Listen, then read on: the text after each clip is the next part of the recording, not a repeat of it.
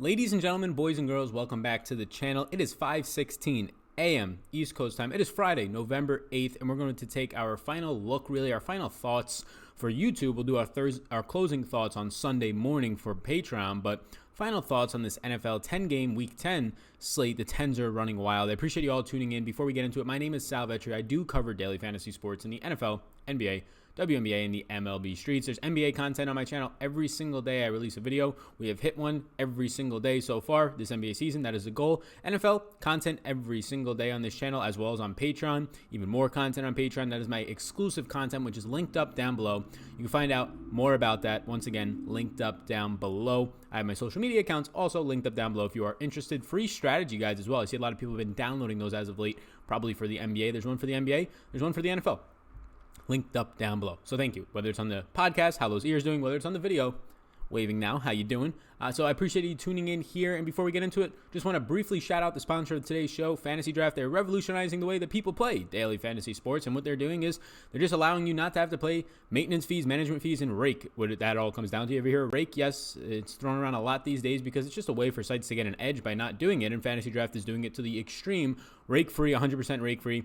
You just pay a very small fee, a monthly balance subscription type of a fee, which is nowhere near the 10 to 15 plus percent, sometimes 18, 17% rake you pay on some of these sites. It's pretty cool. You don't really notice you're paying that much rake unless you track your bankroll. I track my bankroll.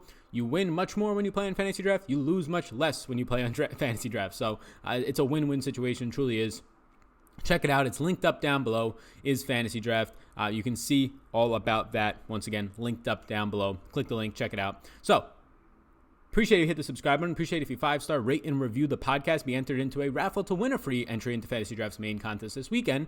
Let's get into this Final Thoughts video. Above my shoulder, or over my shoulder behind me, if you're watching on the video version, is the target offense sheet. This is available with a ton of all the positional stat sheets. One of the many things offered over on Patreon. So be sure to check it out. You can screenshot it right now if you need to. I'll get it out of the way. But going to quarterback. So let me blow this up for the people that are looking. And going over to the quarterback position right now, I have some things that have changed. I have 7 interests at quarterback. I think that's a pretty decent-sized pool. How are you going to play 7 guys? You just play more lineups. That's how. But I think there's 4 guys I'm going to build around for the most part. And actually, there's more than 4 guys. This guy immediately on here was not shifted to a yes, although I want him to be a yes, and this guy needs to be shifted to a maybe. So there we go. We got 4 guys on here. We just switched up some of them as I now factor them back through, and we should be good to go. So starting at the top here, look, pure point-wise, Lamar Jackson, and I have projections over on Patreon, but I'll just spoil this one. Pure point-wise, he's the highest projected quarterback I have on the slate. He's facing a bottom 10, their ninth worst overall pass rush in the Bengals, a bottom 3 pass coverage unit. This is just a spot where Lamar Jackson can have all the time he wants to hit his receivers, whether it be Hollywood Brown returning again a couple games back from an injury. Mark Andrews has been one of his more reliable targets all year, although his targets in the last game and really his snaps dipped down to below 40% into the low 30% range, maybe just a product of the scheme against the Patriots. But you get Lamar Jackson here, and it's as good as a matchup as it's going to get. The defensive line is still banged up for the Bengals. Their secondary is still banged up. It's a bunch of injuries and just not a lot of good players to begin with. Lamar Jackson last time out just absolutely dominated this team on the ground. I expect similar things to happen here. He's a really good play for a guy averaging 79 rushing yards per game. That is absolutely ridiculous. He's averaging more rushing yards per game than his number 1 running back on his team, Mark Ingram, who's having a very good season in terms of effectiveness per touch. He's averaging 8 more rushing yards per game than his running back. That is ridiculous. And he's a quarterback who also throws the ball, right? That's what quarterbacks do. So yes, the upside here is fantastic. I don't care about the price point being high. I like it. He makes for like a fantastic cash play if you could afford him there. There's some top-end running backs and wide receivers we'll talk about, so it's a little bit more difficult to get to him. But really good play, Lamar Jackson. When it comes to stacking in tournaments, yes, Hollywood Brown and Mark Andrews stand out. I prefer Hollywood Brown much more for big play upside and just being on the field more than Mark Andrews is right now. In the red zone, it's going to be more of a Mark Andrews game. So they're both viable for stacking, but you could run Lamar Jackson naked. Look, I get it. Everybody around the industry keeps saying, oh, you have to be stacking. You have to be stacking. I 100% agree. When there's 2 clear options for a quarterback, you stack that quarterback. If there's not, you probably don't play him. There are 2 clear options for Lamar Jackson, Mark Andrews, and Hollywood Brown. Do they rarely both pay off for you, though? Week 1 they did, right? Hollywood Brown goes nuts. Week 1 they did. But since then, have they really both been able to pay off and be consistent? No, not at all. Whereas Lamar Jackson, yes, his floor is high. It's around the 20-point range. He's averaging 27.65 fantasy points per game. I have him projected for close to 26 fantasy points for this game alone. So I think running him naked when he's averaging over 12 fantasy points per game on the ground alone this season yeah, I think it's okay to do that. I think we all have to understand how good stacking is, but also understand that if you want to play this guy, and yes, he does have a huge upside, if you want to just play him, go ahead and play him. Don't overthink it. Next up, as somebody rips it, man, nothing gets on my nerves more than somebody ripping it like that. Wild. Jameis Winston, $6,800. Good spot. There's two clear stacking options, right? Chris Godwin, and then you have Mike Evans. It's just as clear as it gets. They're both expensive. I get it. Oh, but they both don't go off in the same week.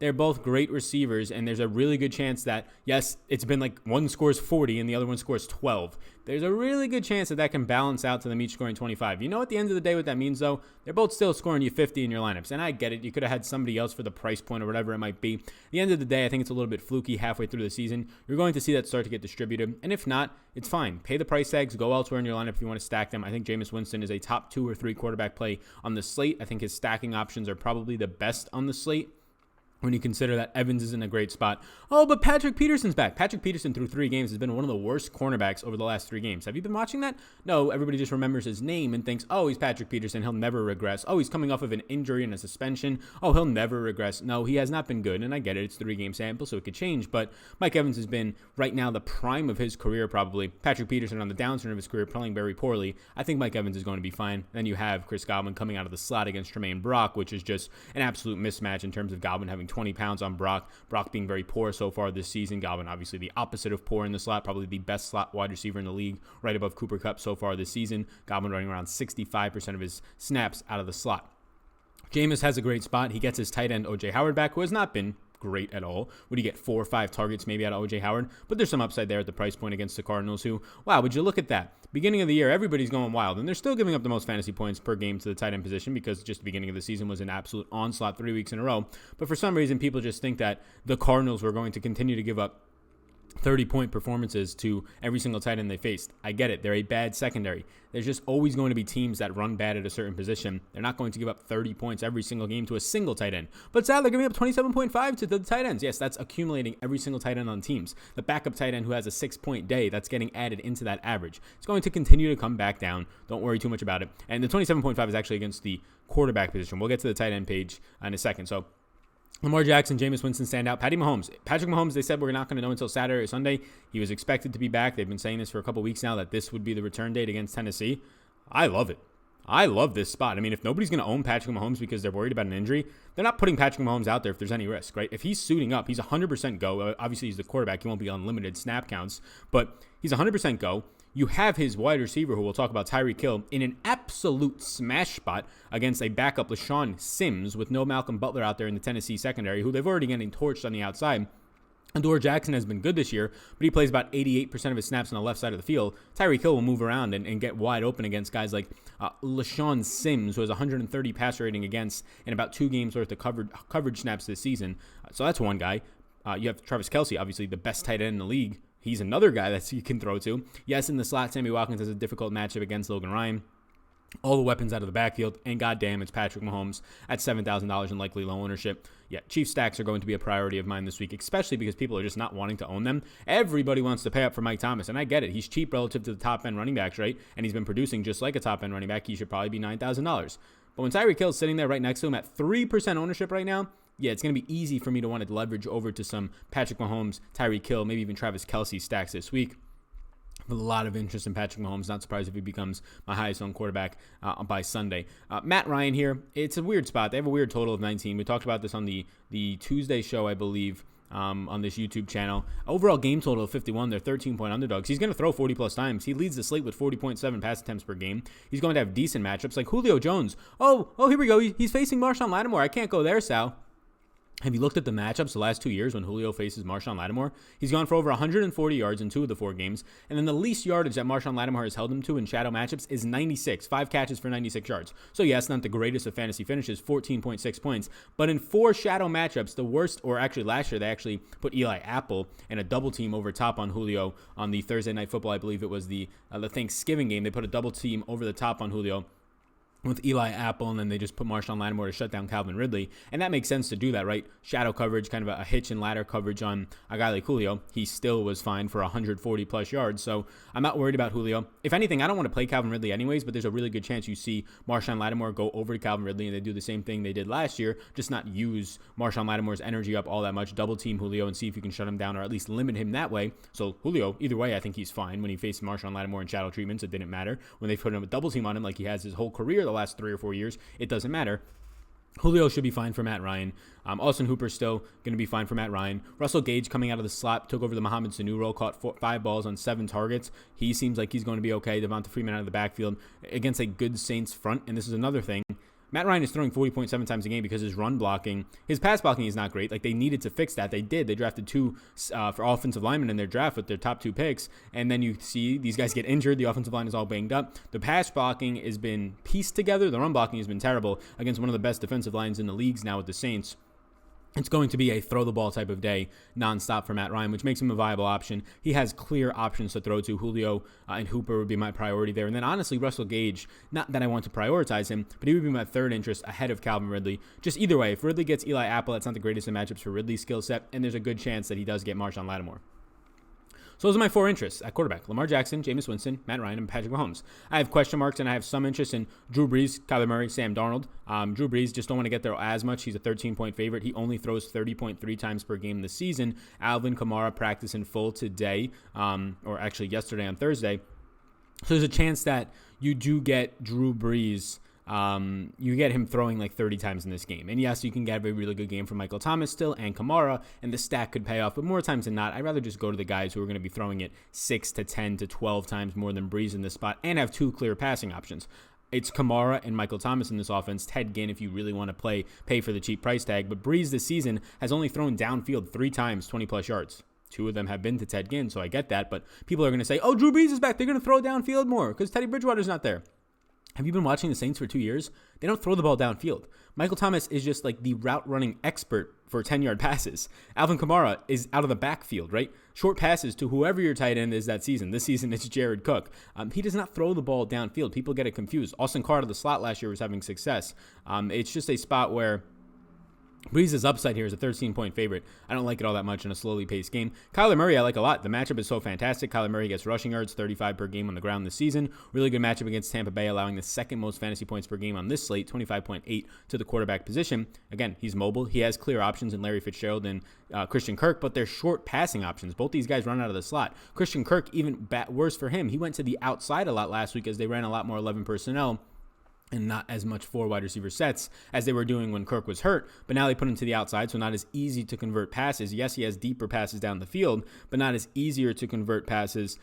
So I do think Larry Fitzgerald's in play, running 90% of his routes out of the slot, has a good matchup. All these guys will have good matchups against Tampa's pass funnel defense. But in terms of being a good play for your upside for a tournament, stacking Kyler Murray, Larry Fitzgerald, and Christian Kirk, and then running it back with somebody on Tampa Bay, easy run back options in Godwin and or Evans. But I don't really want to stack Kirk and Fitzgerald. My upside field's very much dependent on touchdowns, which you can say that for a lot of other teams too. If you're running a stack, you probably need touchdowns in it. But if I have Larry Fitzgerald catching 5 balls for 60 yards and Christian Kirk catching 7 balls for 80 yards, I'm pretty much dead in the water with my stack at that point. And the way that this offense is, although a really good matchup, I don't know if I like the upside there. I like Kyler Murray. Kyler Murray similar to Lamar Jackson. I just can't run him naked because he has nowhere near as much rushing upside. I think his wide receivers are nice run back options in a Tampa stack. I just don't know how often, even in this beautiful spot, I get to Kyler Murray. Sam Darnold, Giants and Jets, so both teams pretty much have a home game here. I can't trust Sam Darnold. He's just a maybe because he's the only guy below $6,000 I have any interest in. Daniel Jones, not as much. It's a good spot for Daniel Jones in theory, but you don't have Evan Ingram. You still don't have Sterling Shepard. You're going to be running out an inexperienced Darius Slayton, who's had a couple of nice jump balls, but don't get it twisted. This guy does not have the greatest of separation, and he's not a chain mover in terms of the wide receiver for the Giants. So people see him catch 2 touchdowns in a game and lose their minds and catch a deep touchdown earlier in the year. He's not doing it consistently. He's not making this offense get better by moving the chains. Yes, you have Golden Tate, but it's going to be the most difficult matchups he's had all year against Brian Poole in the slot. So you're moving your offense through Cody Lattimore on the outside, who has an okay matchup, an inexperienced receiver, jump ball receiver really, in Darius Slayton, and then Saquon in the backfield. It's really tough to like Daniel Jones as a stacking option. Darnold at least has nice matchups with Crowder against Grant Haley in the slot, Robbie Anderson on the outside against Janoris Jenkins, and then even Demaryius Thomas, probably the best matchup on the team against DeAndre Baker on the outside. I'm not shocked to see Demaryius Thomas have a 20-point game this weekend. I'm not going to say it's going to happen because he's Demaryius Thomas, but this is a really good spot for Thomas to have a 5-6 reception game, and then it just depends on if he finds his way into the end zone or not to hit that type of a ceiling. But at his price point, I do think Demaryius Thomas is in play. DeAndre Baker has given up over 500 yards this season, and he is the worst cornerback in the league in terms of being targeted, passer rating against 153.6.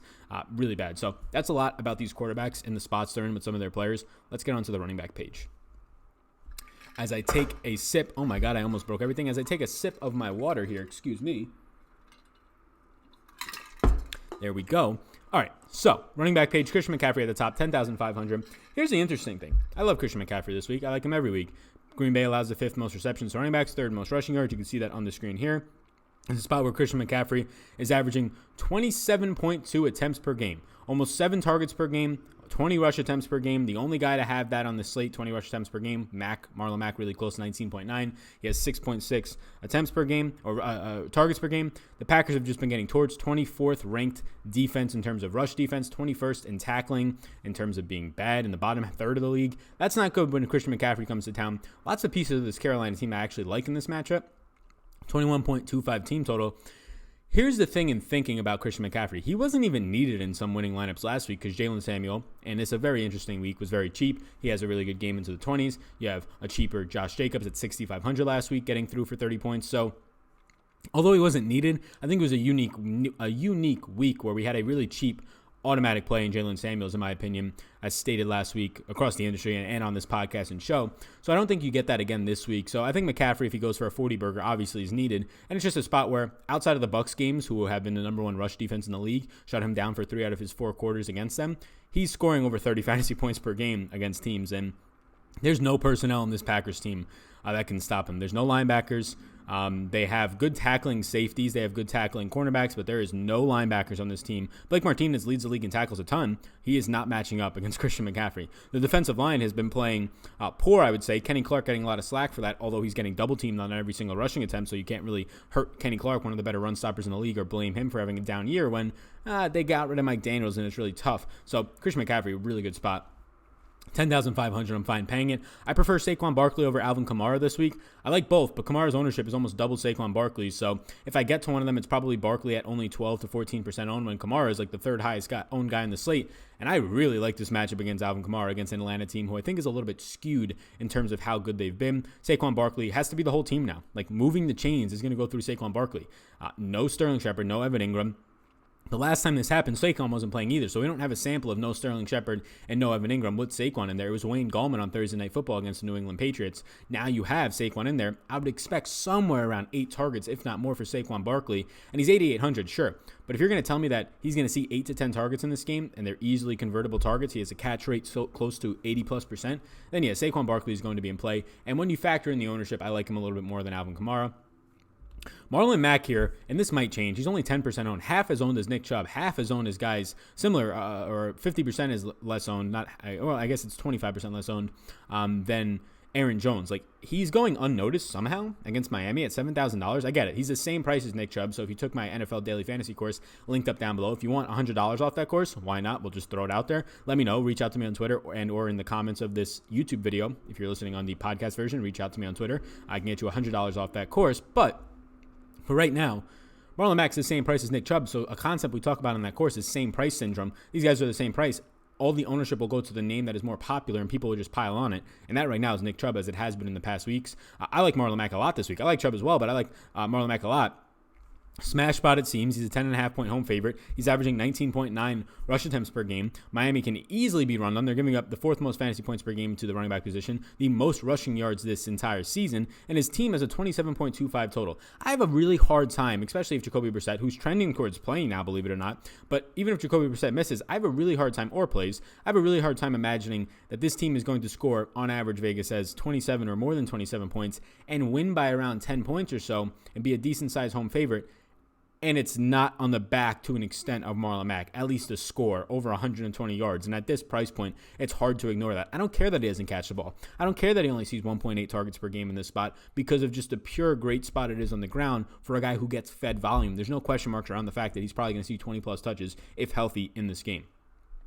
Nick Chubb against Buffalo. Like, Nick Chubb is highly owned, and I usually like to target him when he's not. It's a tough spot to eat that ownership. Yes, this is in theory, good matchup. In between the tackles, you can run on Buffalo. On the outsides, it's tough. In the second unit, it's tough. But Nick Chubb has been the number 1 breakaway running back in the league, the number 3 overall rated behind McCaffrey and Dalvin Cook. He's been top 5 in elusive rating, top 5 in breaking tackles, which goes into elusive rating. It's just a really good spot in terms of his individual play. Yes, Nick Chubb has been a top 5 running back this year. I don't care what people say. I don't care if you're looking at game log numbers and you're saying, no, he hasn't. Look at every single stat that actually matters. Nick Chubb has been a top 5 running back in this league so far. Obviously, fumbling twice last week against New England is not great. But either way, or a couple weeks back against New England, not great. So I like Nick Chubb at $7,000. I prefer Marlon Mack if the ownership holds where it is right now. Le'Veon Bell, we'll see what happens. He seems to be fine. He said he's just sore. If he's a full participant and a full go, I like it at $6,900. He sat down with Adam Gase, had a conversation, and said, I want my role increased. After the conversation and reports, he said me and Adam Gase are in good terms. We got a positive outcome from that, and I'm happy with it. It seems that it's going to be productive for the team. Whatever the interview was, he ends up getting 25 total touches, the most he's had in weeks with this team, especially since Darnold has been back. He saw 8 receptions on 9 targets. I think the same stuff continues to happen against the Giants, who are pretty good at stopping the run just in terms of how bad they are at pass rush and pass coverage. But you have Le'Veon Bell as just a dual threat in a spot where it's only a 20 implied team total, which is worrisome. But if I can bank on Le'Veon Bell getting 22 touches against a poor tackling team, I like that. I take that to the bank. David Montgomery at 5,300 remains my favorite paydown option. I think he's the workhorse. 73% of the touches the last 2 weeks. He continues to catch the ball as well. 3 catches for 30-plus yards last week. Got in the end zone 2 times last week, once a week before. He's just looked very dominant, and even in a week last week where his team's terrible and doing awful, he still sees 17 overall touches. He still ends up having over 70 total yards and 2 scores. Like, in the worst of cases, when they ran 45 plays last week, he was still able to do all that. Now he gets a team giving up the most fantasy points per game to the running back position in the Detroit Lions, a team that has been lacking without Mike Daniels, defensive tackle, this season, and Damian Snacks Harrison has not been playing well. Neither has that defensive line for Detroit. So David Montgomery seems to be, in my opinion, like overall point per dollar wise, probably the best running back play on the slate at 5,300. I continue to like it. I like him more than Devin Singletary, who's up next. Devin Singletary just has a tough matchup. He's played 60+% of the snaps in each of the last 2 weeks. I totally get that. It's just a tough matchup, and I can easily see this skewing more towards 50-50 with Frank Gore. I don't think Frank Gore is just automatically dead now. Really bad pace, really bad team total for Singletary. I prefer David Montgomery. Now you get into these Miami running backs. I don't want Kalen Ballage. No. I'm not playing him in a tournament. You can play him in cash if you want and hope for 10 fantasy points at 3,800, but Myles Gaskin should be active, or Patrick Lard, I don't know, Layard, whatever his name is. But if it's Myles Gaskin, I could easily see Myles Gaskin taking on the Mark Walton role of 70% of the snaps right out of the gate and just getting involved in the passing game. They've had every opportunity to give Kalen Ballage the ball. When it was just him and Kenyon Drake at the beginning of the year and in the preseason, they really didn't give Kalen Ballage the ball. When it was a 3-headed monster with Kenyon Drake and Mark Walton and Kalen Ballage, they were only giving Kalen Ballage goal line carries. When it was only 2 running backs on the active roster and Kenyon Drake was shipped out, they gave 70+% of the snaps for 2 straight weeks to Mark Walton, all the passing duty to Mark Walton, and they gave about 20% of the work and all the goal line work, and that was about it to Kalen Ballage. I don't think they're just going to make him an 80% of the workload dude, and even if they do, I don't think that matters all that much in a game where they're going to be trailing by 10. He probably still only sees 8 to 10 carries. I think Myles Gaskin will have a good run here if he plays. I'd have more interest in Myles Gaskin in tournaments, but neither of them are smash or must plays.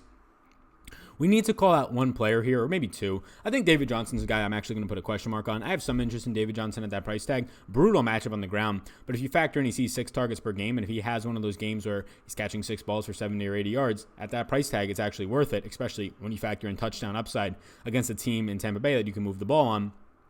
But lastly, we need to talk about Ronald Jones. He's not that great of a play this week. I think people are going out of their minds looking for a 4K Jalen Samuels from last week and chasing it, and it's not there. You're chasing a ghost. Jalen Samuels was going to see the lion's share of the work as a really good running back, a pass-catching running back against a team that wants you to catch the ball in the Colts.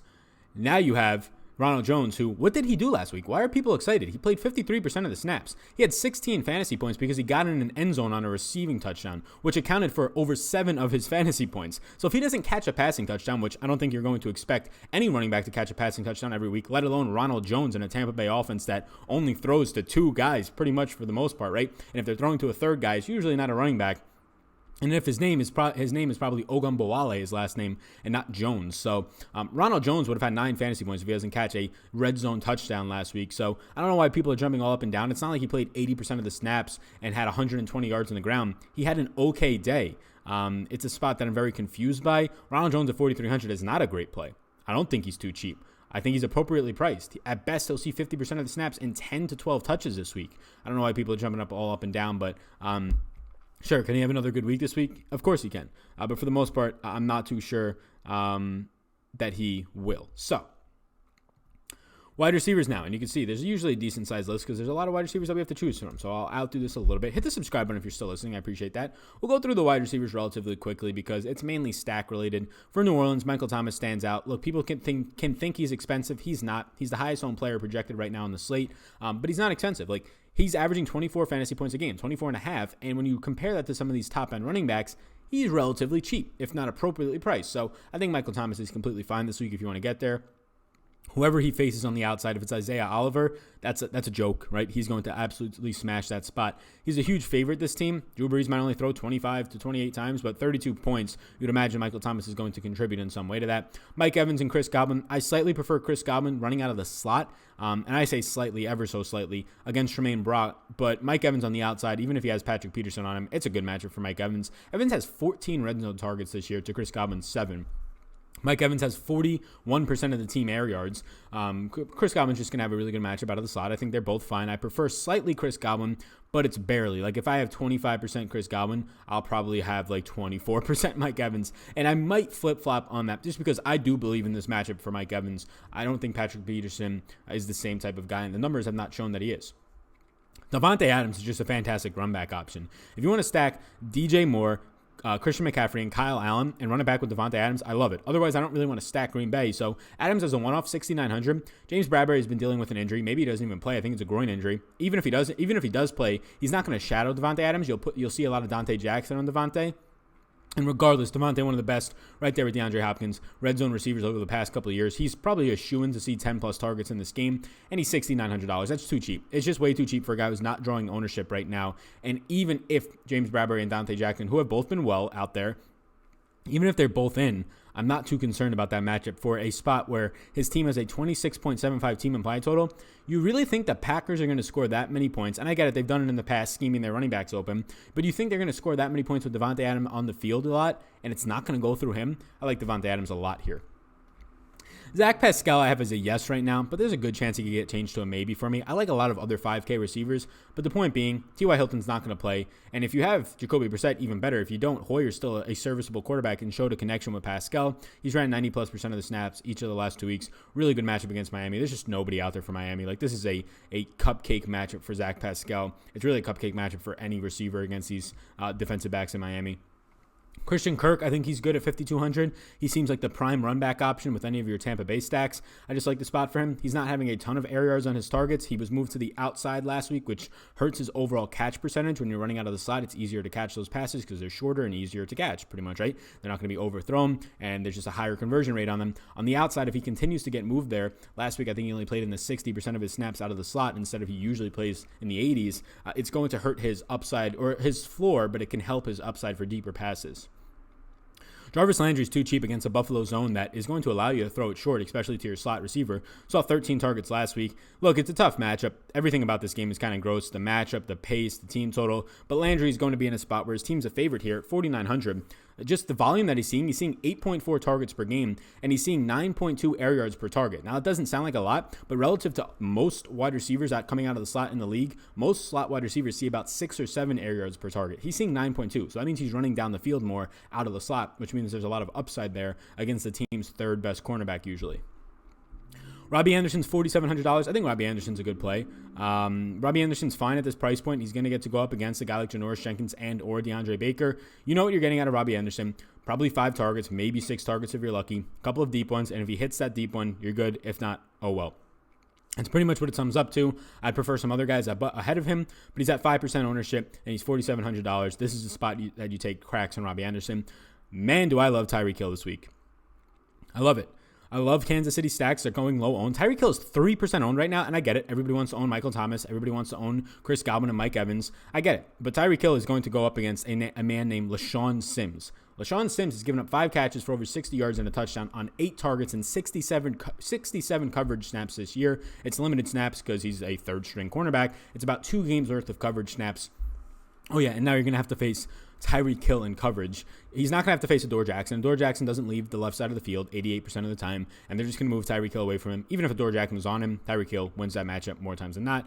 Great spot with Patrick Mahomes likely due back. DJ Moore is my final yes at wide receiver. He's in a smash spot. He's in an absolute smash spot at 5,200, a guy averaging over 8.5 targets per week. I don't know how his price point continues to stay so cheap.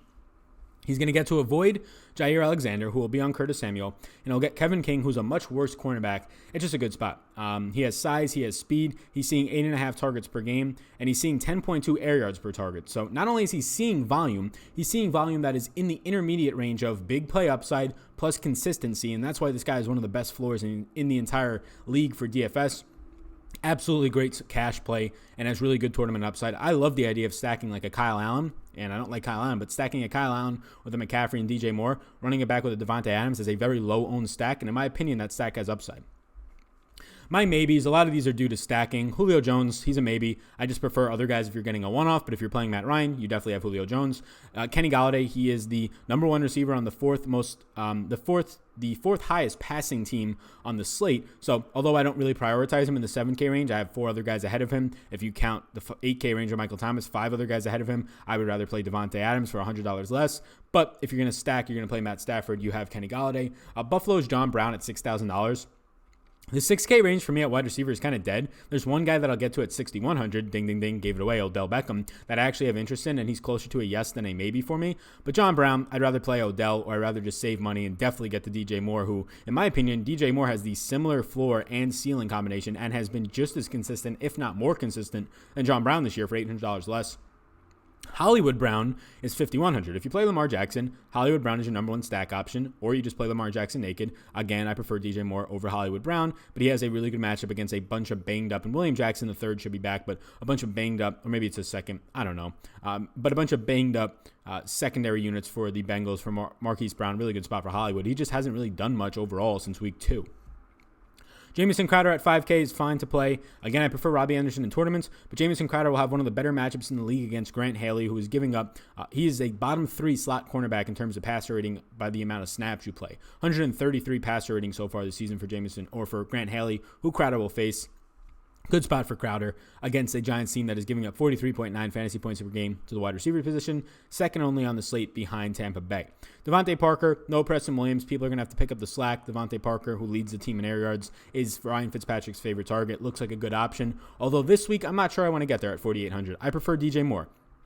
I prefer Jarvis Landry. I prefer Robbie Anderson, taking a shot on him. I prefer Zach Pascal and Christian Kirk. So when I get down to it, Devontae Parker's facing a Colts team that loves to limit big plays with their zone defense. They just don't allow you to have big plays on them, and that's really what Devontae Parker survives on, and that's really what your tournament lineups survive on. So I'm not going to get there this week. Russell Gage is a decent cash play, in my opinion, who has some tournament upside. We saw him take over the Mohamed Sanu role last week, and he looked really good in it. He caught 5 passes on 7 targets, and I imagine he continues to do that. Mohamed Sanu ran a team-high 233 routes out of all wide receivers out of the slot. Russell Gage took over that role the last time they were out there, running close to 40 routes. This guy, I think he ran 44. This guy is going to continue to stay on the field and have upside in that role. I like Russell Gage a good amount at $3,400. Again, don't come back to me and say, Russell Gage only got me 9 points. I didn't win my GPP for the $1 million. Yeah, he's much better cash play. It's a lower upside. Mohamed Sanu is a much better cash play every week, and now you get this guy at $3,400 taking over Mohamed Sanu's role against New Orleans out of the slot, which has been a spot that people can target for the last 2 years and have success. Finishing it up, Darius Slayton, I think, has some upside just because there's no Sterling Shepard or Evan Ingram, and his matchup on the outside, no Tremaine Johnson for the Jets. It's going to be Darrell Roberts on the outside, who will probably get Darius Slayton, and outside of that, it's going to be some fill-in rotational cornerbacks. So good spot for the receivers on the outside in Cody Lattimore, Darius Shepard. But just think about those names I just said. Cody Lattimore and Darius Shepard don't really tickle anybody's fancy, I don't think. Not that much upside. Maybe some talent in Slayton, but not any volume. Only seeing 4.4 targets per game. Not great. I think he's only gone over 5 targets once this season. Allen Hurns at $3,000 flat should take over the Preston Williams role on the outside. Again, not a good matchup against the Colts. Allen Hurns is pretty washed up outside of 1 year where he saw a really good touchdown, unsustainable regression. But that's about it. Odell Beckham Jr. is the last one. I like Odell. Man, he has no ownership. This is the thing. He has no ownership. Oh, he's going to face Tre'Davious White. Tre'Davious White has stayed on one side of the field for over 80% of his snaps this year.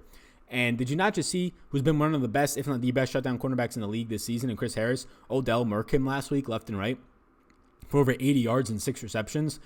Odell Beckham, if he's not going to be owned at this price tag, And they've already said they want to start force feeding him. Baker Mayfield and Freddie Kitchens said we have to force feed Odell the ball this week. They should say that every week, and it hasn't happened all that much. But last time they said that Odell had over 100 yards receiving. So all I'm saying is, and I think that might have been his only or second 100-yard receiving game of the year outside of that huge one against the Jets in primetime. But at 6,100, all I'm saying in GPPs, if this guy is this low owned with the upside that he has, Buffalo plays a very good zone defense similar to the Colts, but this is a guy who's beaten zones nonstop with slant routes and probably doesn't have to face a shadow treatment of Tre'Davious White. I do like Odell this week. Finishing up with the tight ends, this one should be quick. Travis Kelce and Austin Hooper, they're going to probably amount like 60 to 70% of my ownership. Kelce's priced down.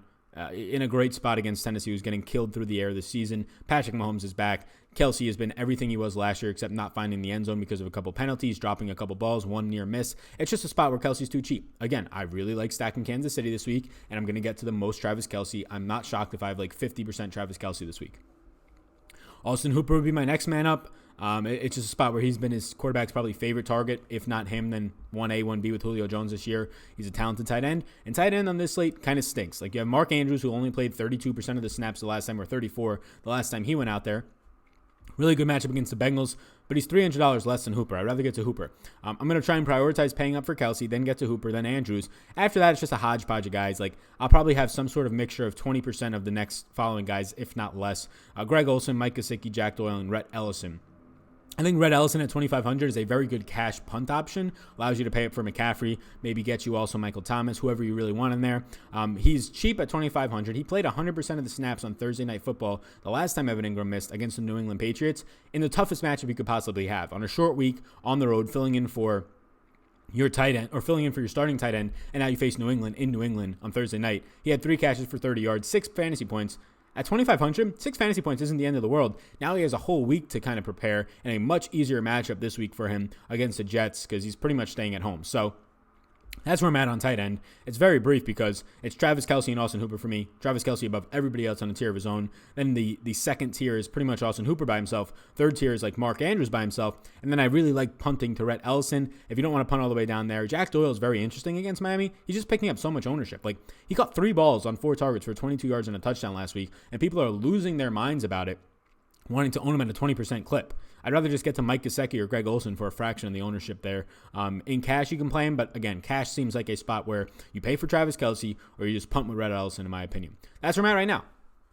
I think that was a long show. I think that might have been our longest show ever. Hopefully, you're all still here. Hopefully, wherever you are right now, you enjoyed that show. I'll get the target offense sheet back up behind my head. I'll lower it so you guys can take screenshots. But thank you all for tuning in. I greatly appreciate it. Hit the subscribe button before we go. By the time you're listening to this, we might have already reached 15,000 subscribers.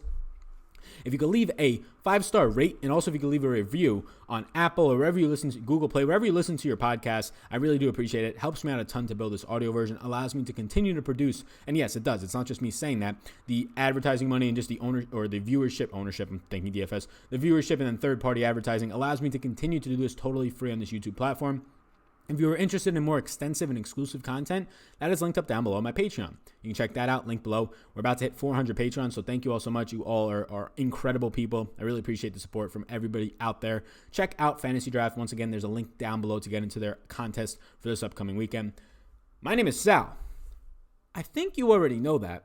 Peace out, gang. Have a good one. Have a good one. Thanks for tuning in, and I hope you enjoyed that video. Above my head, if you're not already subscribed to this channel, I do ask you if you can please hit that subscribe button. It helps me out a good amount to reach more people. You can also follow me on Twitter. That's over there. Right in the corner is my @SalVetriDFS Twitter. And then above, you'll find my Patreon link. You can click on that if you want more exclusive content for me. Or a video is going to pop up, so why don't you check that one out as well. I think it's going to be beneficial for you. Thank you so much again for tuning in, and I hope you have a fantastic rest of your day.